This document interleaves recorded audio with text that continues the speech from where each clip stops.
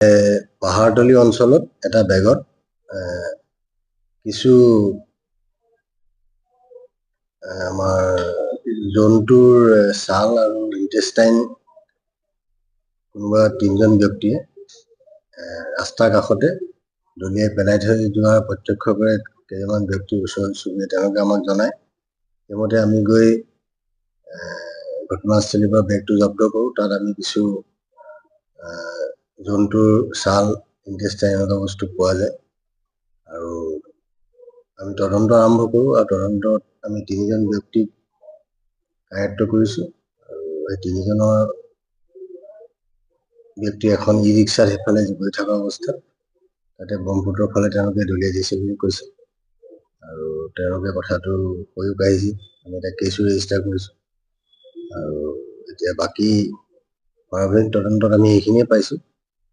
তাৰ মাজত এজন কচাই তেওঁ সেই বস্তুখিনি পেলাই দিয়া উদ্দেশ্যে সেইফালে দলিয়াই দিছে বুলি প্ৰাৰম্ভিক আমাক অনুসন্ধানত জনাইছে, কিন্তু স্থানীয় ৰাইজৰ কিছুমান আপত্তি আছে।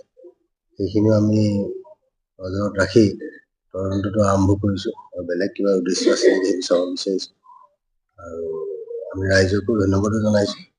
এটা পৰিৱেশত তেওঁলোকে আমাক বহুতে সহায়ো কৰিছে আৰু পৰিৱেশ শান্তিপূৰ্ণ ৰখাত তেওঁলোকে বাতাবৰণটো ভালকৈ ৰখাৰ কাৰণে তেওঁলোকক আমি ধন্যবাদ জনাইছোঁ আৰু যি তদন্তত ওলাব সেইমতে আমাৰ বাকী প্ৰক্ৰিয়া।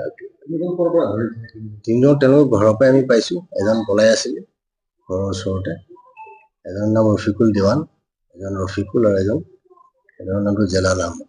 3জনক আমি গোটেই কাৰ্ডটো কৰিছোঁ। 3জন ব্যক্তি তাতে আছিল।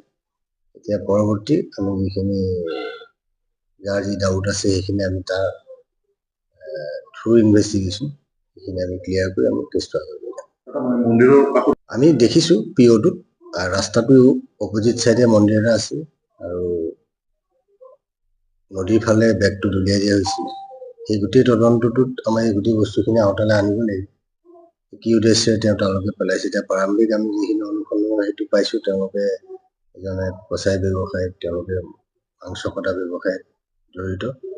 তেওঁ সেই ছাল আৰু ইণ্টেষ্টাইনখিনি ডিছপ'জ কৰিব কাৰণে নদীৰ ফালে দলিয়াইছে বুলি আমাক ইতিমধ্যে সেইখিনি আমাক এই প্ৰাৰম্ভিক তদন্তত কৈছে আৰু বাকী যিখিনি নিজৰ আপত্তি আছে আমি সেইখিনি তদন্তৰ আওতাত ৰাখি আমি আমাৰ ইনভেষ্টিগেশ্যনটো চলাম।